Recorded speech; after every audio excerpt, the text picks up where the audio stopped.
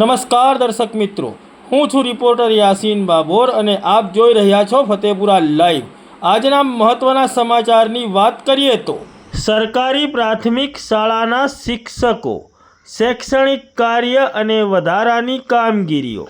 સરકાર અને વહીવટી તંત્રની વચ્ચે પીસાતા સરકારી પ્રાથમિક શિક્ષકો અંગે અખિલ ભારતીય રાષ્ટ્રીય શૈક્ષિક મહાસંઘ દ્વારા પત્રકાર સંવાદ યોજાયો। રાજ્યની સરકારી પ્રાથમિક શાળાના શિક્ષકોએ પોતાની શાળામાં બાળકોને શિક્ષણ પણ આપવાનું હોય છે અને વધારાની કામગીરીઓ પણ સરકાર અને વહીવટી તંત્ર દ્વારા સોંપાતી હોય છે। સરકાર અને વહીવટી તંત્ર દ્વારા સોંપવામાં આવેલી આ વધારાની કામગીરીઓ પ્રાથમિક શાળાના શિક્ષકોને ફરજિયાતપણે કરવી પડતી હોય છે। ત્યારે આ વધારાની કામગીરીઓને લઈને સરકારી પ્રાથમિક શાળાના શિક્ષકોના માનસ ઉપર તેમજ તેમના જીવન ઉપર શું અસરો પડે છે અને તેના શું પરિણામો આવે છે તે બાબતે અખિલ ભારતીય રાષ્ટ્રીય શૈક્ષિક મહાસંઘ ફતેપુરા તાલુકા દ્વારા તારીખ 28 સપ્ટેમ્બર 2024 અને શનિવારના રોજ ફતેપુરા તાલુકાના સુખસર ખાતે કૃષિ શાળામાં પત્રકાર સંવાદ યોજાયો। તો ચાલો સાંભળીએ શું કહે છે અખિલ ભારતીય રાષ્ટ્રીય શૈક્ષિક મહાસંઘના હોદ્દેદારો। તારીખ 28/9/2024 ને ભાદરવા સુદ એકાદશીના પવિત્ર દિવસે અખિલ ભારતીય રાષ્ટ્રીય શૈક્ષિક મહાસંઘની ફતેપુરા તાલુકા શાખા દ્વારા એક ચિંતન બેઠકનું આયોજન કરવામાં આવ્યું, જેમાં બાળકોના શિક્ષણ સાથે જોડાયેલા વિષયો, શિક્ષકોના વ્યવસાય સાથે જોડાયેલા વિષયો તેમજ સમાજમાં શિક્ષણ પ્રત્યેના અભિગમ સાથે જોડાયેલા વિષયોની વિસ્તૃત ચર્ચા કરવામાં આવી છે। દાહોદ જિલ્લો જનજાતિ ક્ષેત્રમાં આવે છે। દાહોદ જિલ્લોમાં ફતેપુરા તાલુકો છે એ અંતરિયાળ વિસ્તારની ગણનામાં લેવાય છે। ફતેપુરામાં બાળકોને ગુણવત્તાયુક્ત શિક્ષણ મળે તે માટે સમાજ દ્વારા, સરકાર દ્વારા તેમજ બાળકના વાલી દ્વારા વિશેષ પ્રયત્નો કરવામાં આવી રહ્યા છે। છતાં પણ આજે બાળકોની શિક્ષણની ગુણવત્તાની વાત આવે ત્યારે ચિંતન કરવું પડે છે। એ ખૂબ જ અમારા માટે દુઃખદ બાબત છે। આજની ચિંતન બેઠકમાં જે મુદ્દાઓની વિશેષ ચર્ચાઓ કરવામાં આવી એ મુદ્દાઓ આ મુજબ છે। પ્રથમ મુદ્દો સ્વચ્છતા અંગેનો રહ્યો છે। ફતેપુરામાં આપણે બધા જાણીએ છીએ મુજબ વિશેષ પ્રમાણમાં બાળકો છે બીમાર પડતા રહે છે। બાળકોના સ્વચ્છતાને સાથે જોડાયેલા વિષયો છે એ આપણા સૌની ચર્ચાનો મુદ્દો છે।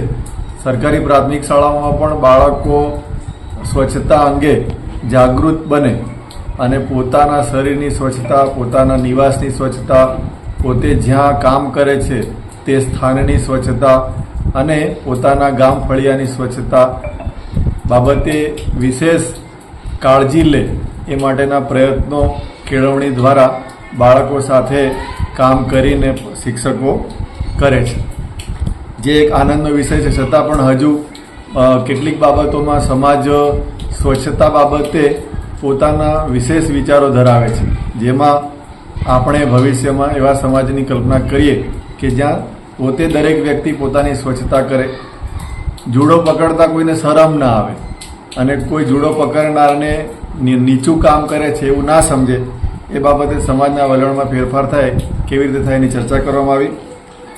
શાળાઓમાં બાળકો નિયમિત રીતે આવશે તો જ એના શિક્ષણમાં સુધારા આવશે, તો એ બાબતે પણ બાળકો શાળામાં નિયમિત કેવી રીતે થઈ શકે એ બાબતે પણ ચિંતન બેઠકમાં વિષયો ચર્ચામાં લેવાયા છે। જે બાળકો શાળાઓમાં આવે છે એમની બેઠક વ્યવસ્થા માટે સરકાર દ્વારા વર્ગખંડોનું નિર્માણ કરવામાં આવી રહ્યું છે, જેમાં મોટાભાગની શાળાઓમાં હાલ વર્ગખંડો છે એના કામ અધૂરા છે, કામો છે એ સ્થગિત છે। તો એ બાબતે ઝડપથી બધા કામો છે પૂર્ણ કેવી રીતે થાય એ માટેની પણ આજની ચિંતન બેઠક છે એમાં ચર્ચાઓ કરવામાં આવી છે। શિક્ષણની અંદર સૌથી વધુ જેના પ્રત્યે ભાર છે એવો વ્યક્તિ એ શિક્ષક છે અને શિક્ષક બાળક સાથે વર્ગખંડમાં વધુમાં વધુ સમય કેવી રીતે પસાર કરે તે પણ આજની ચિંતન બેઠકનો ચર્ચાનો વિષય રહ્યો છે. વર્તમાન સમયમાં છેલ્લા કેટલાક થોડા સમયથી આપણે જોઈ રહ્યા છીએ કે શિક્ષકો પાસે શિક્ષણના વર્ગખંડમાં શૈક્ષણિક કાર્ય સિવાયના કામોમાં ખૂબ વધુ સમય સુધી જોડી રાખવામાં આવે છે. આજ કાલમાં પણ કેટલાક વિષયો શિક્ષકોની ઉપર ઠોકી બેસાડવામાં આવ્યા છે. શિક્ષકો પાસે શિક્ષણ સિવાય કામ ન લઈ શકાય એવું સરકાર કહે છે, પરંતુ હકીકત કંઈક જુદી છે એવું આજની ચિંતન બેઠકમાં ચર્ચાયું છે. હાલમાં રેશન કાર્ડની અંદર વિદ્યાર્થીઓના નામ ના હોય તો એમના નામ ઉમેરવાની કામગીરી, બાળકોના આધાર કાર્ડમાં મોબાઈલ નંબર ના જોડાયેલા હોય તો એ આધાર નંબર જોડવાની કામગીરી, એની સાથે સાથે રેશન કાર્ડમાં બાળકનું નામ હોય પરંતુ આધાર કાર્ડ સાથે જોડાયેલું ના હોય તો એની કેવાયસી કરવાની કામગીરી પણ શિક્ષકો ઉપર મૂકી દેવામાં આવી છે. આજે ચિંતન બેઠકમાં એવો પણ ચર્ચાનો વિષય આવ્યો છે કે જેમના ભાગે આ કામગીરી સરકારે નક્કી કરેલી છે એ લોકો રજા ભોગવી રહ્યા છે, અને જે લોકોના ભાગે આ કામગીરી ન હોય તેઓ પોતાની શાળાઓમાં શનિ રવિમાં હાજર રહે તેવું ઉપલી અધિકારીઓ દ્વારા પત્ર કરવામાં આવી રહ્યો છે. તો એ ખૂબ જ દુઃખદ બાબત છે. એ બાબતે પણ ચિંતન બેઠકમાં ખૂબ જ ગંભીર ચર્ચાઓ થઈ છે, અને આવનાર સમયમાં જે તે અધિકારીઓને પણ રજૂઆતો કરીને શિક્ષણ સિવાયના વિષયોમાં બાળકની સાથે સાથે શિક્ષકને જોડવામાં ન આવે એવા પણ વિષયો ચર્ચામાં આવ્યા છે. આ સિવાય પણ નાના મોટા ઘણા વિષયો છે એ ચિંતન બેઠકમાં ચર્ચાનો વિષય રહ્યા છે. શિક્ષકોના વ્યવસાય સાથે જોડાયેલી શાખા એટલે ફતેપુરા તાલુકા શિક્ષણ શાખા, એમાં પણ કાયમી ધોરણે તાલુકા પ્રાથમિક શિક્ષણ અધિકારીની જગ્યા ભરાયેલી નથી. તો એ બાબતે પણ ફતેપુરા તાલુકાના શિક્ષકો દ્વારા ચિંતન બેઠકમાં રજૂઆત કરવામાં આવી છે કે તાલુકા પ્રાથમિક શિક્ષણ અધિકારીની જગ્યા છે એ કાયમી ધોરણે ભરવામાં આવે. અત્યારે જે અધિકારી કામ કરી રહ્યા છે એ પણ નિયમિત રીતે શિક્ષણ શાખામાં ઉપસ્થિત રહે તે બાબતનો પ્રશ્ન પણ ચિંતન બેઠકમાં ચર્ચાયો છે. એની સાથે સાથે શિક્ષકોના જે વ્યવસાયિક પ્રશ્નો છે, જેમાં એમના ઉચ્ચતર પગારના ધોરણો હોય, એમના જીપી ફંડના હિસાબોના વિષયો હોય, એની સાથે સાથે એમની પુરવણીના વિષયો હોય, આ બધા વિષયો પણ આજની ચિંતન બેઠકમાં ચર્ચાનો મુદ્દો રહ્યા છે. સાથે સાથે સમાજની અંદર પણ શિક્ષકોના પ્રત્યે જે સન્માન છે એ વધે એ માટે અખિલ ભારતીય રાષ્ટ્રીય શૈક્ષિક મહાસંઘ દ્વારા વર્ષ દરમિયાન જે રચનાત્મક કાર્ય કરવામાં આવે છે એ કાર્યક્રમોની પણ ચર્ચા કરવામાં આવી. આજની ચિંતન બેઠકમાં શૈક્ષિક મહાસંઘ દ્વારા શિક્ષકોમાં નેતૃત્વની ક્ષમતા વિકસે એ માટે 11/7/2024 રોજ એક પરિચય વર્ગનું કરવામાં આવ્યું હતું, એની પણ ચર્ચા કરવામાં આવી છે. ભવિષ્યમાં શિક્ષકોને તકલીફ ન પડે અને સમાજ હંમેશા શિક્ષકો સાથે ખડે પગે રહે એવું વલણ સમાજનું બને એ માટેના પણ વિષયો ચર્ચામાં લેવાયા છે. તાલુકા કક્ષાએથી તમને ઈ કેવાયસી માટે હુકમ કરવામાં આવ્યો કે લેટર કરવામાં આવ્યો છે, તો તમે એનો વિરોધ કર્યો કે તમે સ્વૈચ્છિક સ્વીકારી લીધું? ફતેપુરા તાલુકા મામલતદાર કચેરી દ્વારા ગઈકાલે એક પત્ર જાહેર કરવામાં આવેલો છે, જેમાં વીસી સાથે સંકલન કરી અને શાળાના આચાર્યોએ રેશન કાર્ડમાં કેવાયસી અને આધાર કાર્ડમાં અપડેશનની કામગીરી છે એ કરવી એવી સૂચના અપાઈ છે. અમે નારાજગી વ્યક્ત કરી છે, પરંતુ શિક્ષક છે હંમેશા અનુશાસનમાં માનનારો વ્યક્તિ છે. અધિકારી સાથે પરામર્શ કરી અને જેટલું સમાજ માટે સારું કરી શકાય એવો કરવાનો પ્રયાસ છે, પરંતુ વહીવટી અણસમજ અથવા અણઆવડતના કારણે અત્યારે શિક્ષકો ખૂબ જ હેરાન થઈ રહ્યા છે, જે બાબતે આવનાર સમયમાં અમે રજૂઆત કરીશું એવી ચર્ચા થઈ છે. અધર એક્ટિવિટી તમે કરો છો તો એના પર શિક્ષણ પર અસર પડશે તમારા બાળકોને? બિલકુલ. શિક્ષક જ્યારે શિક્ષણ સિવાયની પ્રવૃત્તિઓમાં જોડાય છે ત્યારે એને એના વર્ગખંડમાં જે બાળક સાથે કામ કરવાનું છે એના સાથે કેવી રીતે કામ કરવું એના આયોજનમાં પણ એ નબળો પડે છે, અને નિયમિતતાનો અભાવ હોવાના કારણે એને માનસિક રીતે પણ જે રીતે વર્ગખંડમાં પહોંચતા પહેલાં આયોજન સાથે તૈયાર હોવું જોઈએ એ થઈ શકે નહીં. આપનું નામ? જિજ્ઞેશ કુમાર ઉમેશચંદ્ર કલાલ, શૈક્ષિક મહાસંઘ તાલુકા મંત્રી. શિક્ષકની બીજી કામગીરી સોંપવામાં આવે છે. અત્યારે હાલમાં કેવાયસીનું ચાલુ છે. ત્યાર પછી અત્યારે હમણાં કુપોષણનું આવ્યું છે કે શિક્ષકે એ માહિતી આપવાની શાળામાં કે કેટલા બાળકોની આરોગ્ય તપાસ થઈ છે કુપોષણ હિસાબે અને એને કયા પ્રકારના રોગ છે. તો અમારું શિક્ષકનું અમારું એમ કહેવું છે કે જો આ આરોગ્ય વિભાગમાંથી માહિતી મળે કે તમે કેટલા બાળકોનું તપાસ કરી છે અને કેટલા બાળકો ગંભીર રોગથી તમારા વિસ્તારમાં છે તો અમારે એટલી કામગીરી ઓછી જાય તો અમે અમારા વર્ગખંડના બાળકો અમારી પાસે આવતા ગરીબ બાળકને શિક્ષણમાં થોડો વધારે ન્યાય આપી શકીએ. આવી કામગીરીમાં અમે રોકાયેલા રહીએ છીએ ત્યારે અમારા શિક્ષણ ઉપર ગંભીર અસર પડે. શૈક્ષણિક કાર્ય સિવાયની અન્ય કામગીરીઓ તમને સોંપવામાં આવે છે ત્યારે શિક્ષકોના માનસ ઉપર આની શું અસર થાય છે? જી, શૈક્ષણિક કાર્ય સિવાયની અન્ય કામગીરીઓ જ્યારે સોંપવામાં આવે છે ત્યારે શિક્ષક વિચારો ઘરે જઈ શિક્ષણની ચિંતા કરે, તેના બાળકોની ચિંતા કરે અને શાળાની ચિંતા કરી અને ફરી પાછો શાળામાં આવે એવો આશય હોય છે. પરંતુ હાલના સમય જોતાં એનાથી વિપરીત અસર ઉલટું થઈ ગયું છે. શિક્ષક રાત દિવસ અન્ય વિભાગની કામગીરી ક્યારે પૂર્ણ થાય તેની ચિંતામાં પોતાના વ્યવસાયમાં દિવસે દિવસે નબળું સાબિત થતો રહે છે. આપનું નામ? વિરેન્દ્ર કુમારજી તાવ્યાડ, શૈક્ષિક મહાસંઘ અધ્યક્ષ, ફતેપુરા.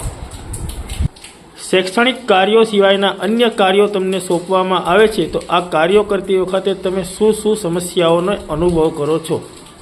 જી, શૈક્ષણિક સિવાયની જે કામગીરીઓ સોંપવામાં આવી છે એના સિવાય અમને બાળકનું ખાતું પણ નથી ત્યારે શિક્ષક ચિંતાતુર બને છે. બાળકનું આધાર કાર્ડ પણ ન હોય ત્યારે પણ શિક્ષક ચિંતાતુર બને છે. બાળકનું રેશન કાર્ડની અંદર પણ નામ ન હોય તો શિક્ષકને ચિંતાનો વિષય બને છે. વારે ઘડીએ એના ડોક્યુમેન્ટ્સ મંગાવવા પડે છે. બાળકના વાલી સાથે એની સંપર્કમાં જવું પડે છે. ફોન કરીએ છીએ તો કદાચ બાળકનો વાલી બહાર ગામ મજૂરી ગયેલા હોય છે તો એ અવસ્થામાં અહીંયા ઘર બંધ હોય છે. શિક્ષક વારે ઘડીએ એના ઘરની મુલાકાત લેતા હોય છે ત્યારે ત્યાં કોઈ માહિતી મળતી નથી અથવા તો વાલી એના ડોક્યુમેન્ટ્સ એની તિજોરીમાં કે પેટીમાં મૂકીને જતા હોય છે. ત્યારે બાળક કોઈકની પાસે ઘરમાં રહેતું હોય છે ત્યારે એના ડોક્યુમેન્ટ પણ પૂરતા પ્રમાણમાં મળતા નથી. હવે જ્યારે બેંકની સમસ્યા ખાતું ન હોય ત્યારે વાલીનો મોબાઈલ નંબર છે એ આધાર કાર્ડની અંદર એનરોલ કરેલો છે તો આધાર કાર્ડની અંદર એનરોલ કરેલો મોબાઈલ બંધ થઈ ગયો હોય, ખોવાઈ ગયો હોય, સિમ તૂટી ગયું હોય, ઘણી બધી સમસ્યાઓ છે. ગામડાની અંદર પરિસ્થિતિ એવી છે કે અભણ વાલી પાસે માહિતી માંગવી એટલે એક લોડાના ચણા ચાવવા જેવી બાબત છે. કારણ કે એક સમજદાર નથી વ્યક્તિ, કારણ કે સમજ જાય તો બધી વસ્તુ શક્ય હોય છે.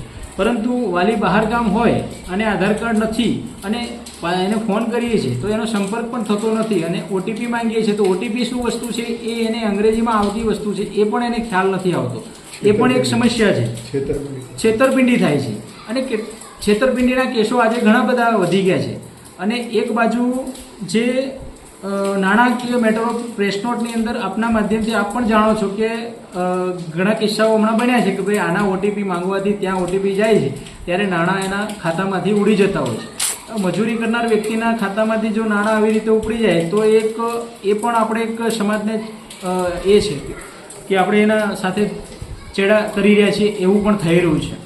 અને બેંકની અંદર આધાર કાર્ડ જે ટીમ છે એ ટીમનો ખરેખર મહાવરો વધારવો જોઈએ કે ગ્રામ પંચાયત સુધી દરેક અથવા તો પગાર કેન્દ્ર સુધી એ જો આપવા કીટ ફાળવવામાં આવે તો કેટલા આધાર બાકી છે એ પણ આધાર નીકળી જાય અને કેટલાક બાળકોના આધાર ફિંગરપ્રિન્ટના આધારે નથી પડતા તો એ પણ એક મોટી સમસ્યા છે. એ બાળકો શિષ્યવૃત્તિ વંચિત રહી શકવાના છે કારણ કે એમને ફિંગર જ નથી આવતી અથવા તો એમનું કોઈ આંખના ચહેરાનું પણ એનું એ નથી થતું.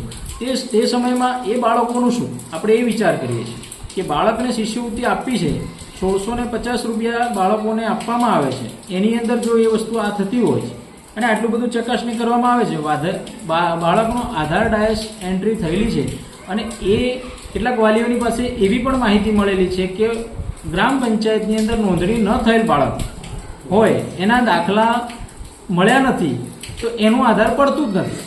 તો એવી સમસ્યા મોટા મોટી સમસ્યા છે. તો જેથી કરીને એ શાળાને ઉપલા લેવલથી મંજૂરી આપવામાં આવે અને એ બાળકોને સહયોગ થાય એવા આંકડાકીય માહિતી શાળા પાસેથી માંગવામાં આવે અને એવા આચાર્યો પાસેથી માહિતી લઈને એવા બાળકોને સુનિશ્ચિત થાય અને એ બાળકોને ન્યાય મળે એવી આપણી માંગણી છે.